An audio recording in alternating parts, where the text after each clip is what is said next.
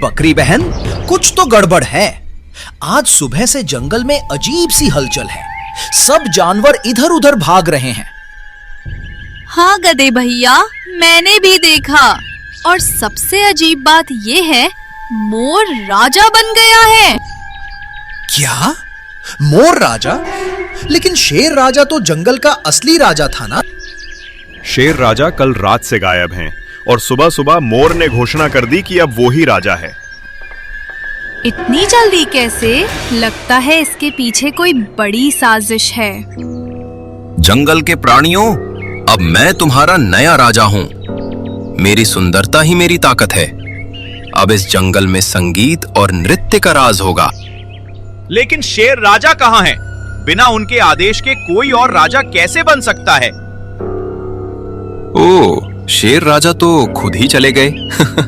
लेकिन उन्होंने मुझे अपना उत्तराधिकारी बना दिया है। कुछ तो झूठ बोल रहा है ये। शेर राजा कभी बिना वजह नहीं जाते। और ये देखो, इसके ताज पर शेर के बाल बंधे हैं। कहीं तो कुछ गड़बड़ है। गधे भैया, आज हम मोर का पीछा करेंगे। मुझे यकीन है कि ये कुछ छिपा रहा है। ठीक है, लेकिन अगर वो उड़ गया तो? तो तुम रेंगना, मैं दौड़ूंगी। वे दोनों धीरे धीरे मोर का पीछा करते हैं। मोर अंधेरे जंगल के एक हिस्से में जाता है, जहां एक झरने के पीछे एक पुरानी गुफा है। अरे बकरी बहन, ये तो वही गुफा है जहां शेर राजा ध्यान लगाते थे। हाँ, और अब देखो, ये मोर अंदर जा रहा है। गुफा के अंदर हल्की रोशनी है। दीवारों पर शेर की तस्वीरें हैं और बीच में लोहे का पिंजरा रखा है। ये कैसी जगह है? रुको, देखो पिंजरे में कौन है। अंदर शेर राजा कैद हैं, कमजोर लेकिन जिंदा। कौन है वहां? महाराज, ये हम हैं, बकरी और गधा। आपको किसने कैद किया? मोर, उसने मुझे धोखा दिया, मेरे खाने में नशा मिला दिया और फिर मुझे यहाँ बंद कर दिया। तो इसीलिए वो अब बन गया है झूठा राजा। तो फिर अब वक्त आ गया है सच्चाई को उजागर करने का। आज मेरा राज्याभिषेक है, अब सब मुझे नमन करें। रुको, झूठे राजा! कौन है जो मेरे समारोह में बाधा डालने आया है? वो जो सच्चाई के लिए खड़ा है। तभी वहां पर शेर राजा प्रवेश करते हैं। शेर राजा जीवित है? नहीं, ये कैसे संभव है? संभव सब कुछ होता है जब सच्चाई साथ हो। तूने मुझे कैद किया, धोखा दिया और मेरे जंगल पर झूठा राजा बनने की कोशिश की। अब तेरे पंख नहीं, तेरे पाप गिने जाएंगे मोर। मोर, सुंदरता से बड़ा होता है सत्य। तूने छल किया, अब तू इस जंगल का हिस्सा नहीं रहेगा। मुझे माफ कर दो महाराज, मैंने गलती की। मैं बस चाहता था कि सब मुझे पसंद करें। सम्मान पाने के लिए धोखा नहीं, ईमानदारी चाहिए मोर। और अगर तू फिर से झूठ बोलेगा तो मैं तेरे पंखों पर झूठा मोर लिख दूंगा। गधा की बातों को सुनकर सभी जानवर हंस पड़ते हैं। याद रखो, जो झूठ के पंखों पर उड़ता है वो जल्दी गिरता है, और जो सच्चाई के कदमों पर चलता है वो सदा ऊंचा उठता है। सच्चाई देर से आती है, लेकिन हर बार जंगल को बचा लेती है। और अब तो मोर भी सच बोलेगा जब भी वो अपना पंख फैलाएगा। सारे जानवर हंसते हैं और जंगल फिर से खुशियों से भर जाता है। कहानी की सीख, जो झूठ के बल पर राजा बनता है वो सच के सामने हमेशा हार जाता है। सच्चाई की चमक ही जंगल का असली ताज है। चंदनपुर नगर के किनारे एक बड़ा सा जंगल था। उस जंगल के किनारे पर एक गुफा थी। उसमें घोड़ा रहता था। उसने अपने साथ 2 छोटे छोटे शेर के बच्चे पाल रखे थे। एक का नाम था बिल्लू और दूसरे का नाम था गुल्लू। घोड़ा उन्हें अपने बच्चों की तरह मानता था। वह हमेशा बिल्लू गुल्लू का ध्यान रखता था। बिल्लू, गुल्लू बेटा, मुझे अपने दोस्त बकरी की याद आ रही है। कल मैं सुबह होते ही घर से निकल जाऊंगा और तुम अपना ख्याल रखना और कहीं दूर खेलने मत जाना। ठीक है घोड़े अंकल, पर जल्दी घर लौट आना। मुझे आपके बिना बिल्कुल अच्छा नहीं लगेगा। ठीक है बेटा, मैं अपने दोस्त से मिलकर जल्द ही लौट आऊंगा। अब मैं चलूं, जल्दी से अपनी तैयारी कर लेता हूँ, जो कि कल सुबह होते ही तो जाना है। दूसरे दिन घोड़ा जंगल की तरफ निकल पड़ता है।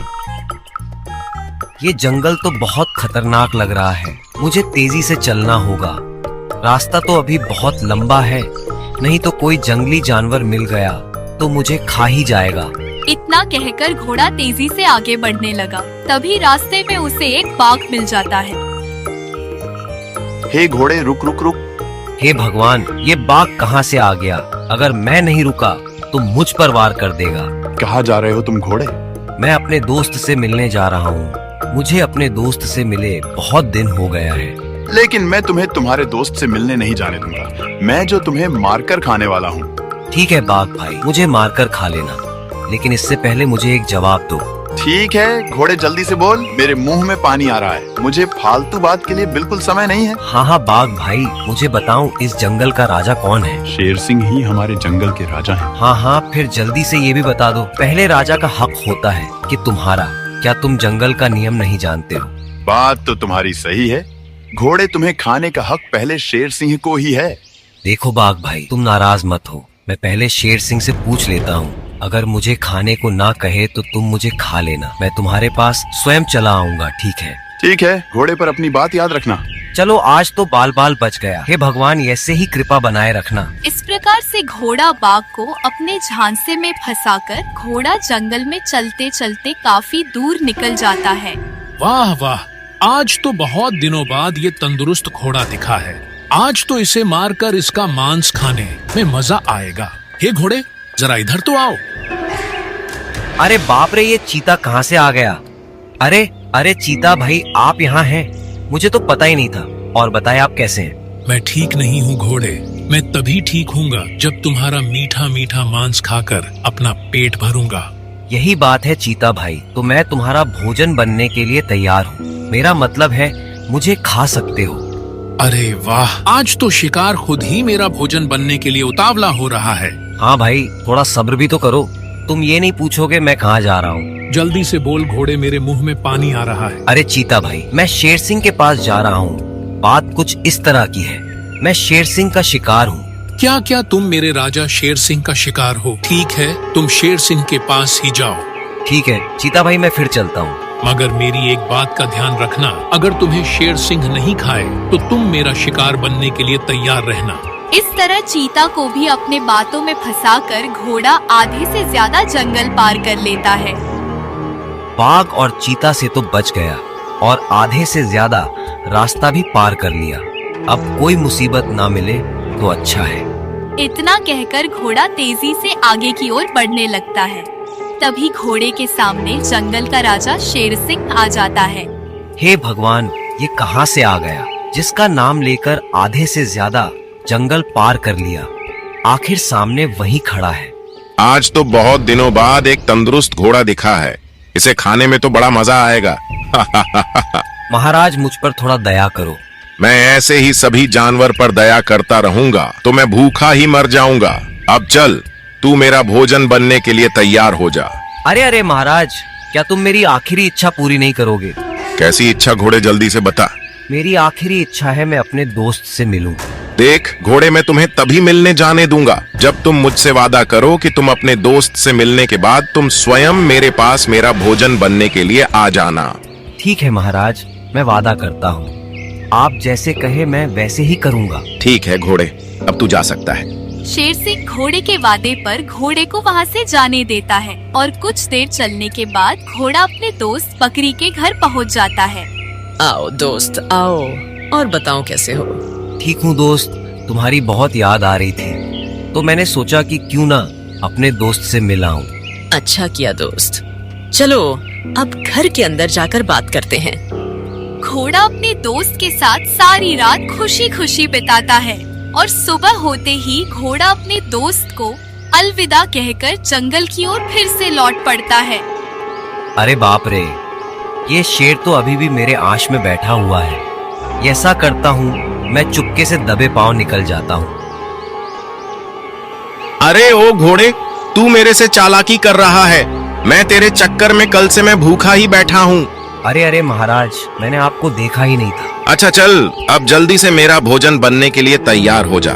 ठीक है महाराज, मैं आपका भोजन बनने के लिए तैयार हूँ, लेकिन मैं आपसे कुछ जरूरी बात करना चाहता हूँ। कैसी जरूरी बात घोड़े, जल्दी से बता। महाराज, आपके परिवार में कितने लोग हैं? मैं अकेला ही हूँ। क्या आपकी बीबी नहीं है महाराज? पहले थी, अब नहीं है। महाराज, मैं समझा नहीं। बात कुछ इस प्रकार की है। मेरी बीबी 2 बच्चों को जन्म देते ही मर गई और कुछ दिन बाद मेरे बच्चे भी जंगल में कहीं खो गए, इसलिए मैं तब से अकेला ही हूँ। शेर की यह बात सुनकर घोड़े को एक तरकीब सूझती है। क्यों ना मैं गिल्लू बिल्लू को ही इनका बेटा बताकर अपनी जान बचा लूं। क्या सोच रहा है घोड़े, फिर से कोई चालाकी नहीं चलेगी? अरे महाराज, मैं ये सोच रहा हूँ अगर आपको आपके बेटे से मिला दूं तो क्या तुम मुझे जिंदा छोड़ दोगे? ठीक है घोड़े, अगर तुम मेरे बच्चों से मिला दोगे तो मैं तुम्हें जिंदा छोड़ दूंगा। ठीक है महाराज, अब तुम मेरे साथ चलो। इतना कहकर घोड़ा शेर को लेकर जाने लगता है और कुछ देर चलने के बाद वो दोनों घर पहुंच जाते हैं। अंकल आ गए, अंकल आ गए। शेर सिंह जी, देखो क्या ये तुम्हारे ही बेटे हैं? हाँ हाँ, ये मेरे ही बेटे हैं। गिल्लू बिल्लू, देखो बेटा ये कौन आए हैं। ये कौन है घोड़े अंकल? ये तुम्हारे पिताजी हैं। ये मेरे पिताजी नहीं है। अगर ये मेरे पिता हैं तो इतने दिन कहाँ थे? बेटे, तुम्हें ढूंढने में मैंने दिन रात एक कर दिया, मगर तुम मुझे नहीं मिले। ये तुम्हें कैसे मिलते, जो कि ये तो मेरे पास थे। तुम्हारी बहुत बहुत मेहरबानी घोड़ा भाई, जो तुम इतने दिनों तक मेरे बेटों को संभाल कर रखा। जो इसमें मेहरबानी की क्या बात है महाराज, ये दोनों तो खेलते खेलते मेरे पास आ गए और इनको यहाँ अच्छा लगा तो ये मेरे पास ही ठहर गए। क्या मैं इन्हें ले जा सकता हूँ? हाँ हाँ महाराज, आखिरकार ये आपके ही तो बेटे हैं। अगर बच्चे चाहे तो आप इन्हें ले जा सकते हो। चलो बच्चों, अब हम अपने घर चलते हैं। क्या तुम मेरे पास चलोगे? नहीं नहीं, हम कहीं नहीं जाएंगे। ये घर ही मेरा घर है और ये अंकल ही मेरे पिता हैं। देखो बेटा, ये ऐसा नहीं करते, ये तुम्हारे पिता हैं, तुम्हें इनके साथ जाना चाहिए। नहीं नहीं, हम कहीं नहीं जाएंगे आपको छोड़कर। गिल्लू और बिल्लू मानते ही नहीं है। तभी घोड़ा शेर सिंह से विनती करता है। ये बच्चे मेरे बिन नहीं रहेंगे। अगर तुम ही मेरे साथ रुककर मेरे साथ रहो तो गिल्लू बिल्लू को उनके अंकल भी मिल जाएंगे और उनके पिता भी मिल जाएंगे। घोड़े भाई, ये तो सही बात है, तुम बहुत होशियार हो। उसके बाद गिल्लू बिल्लू, घोड़ा और शेर भी सब वही खुशी खुशी रहने लगते हैं।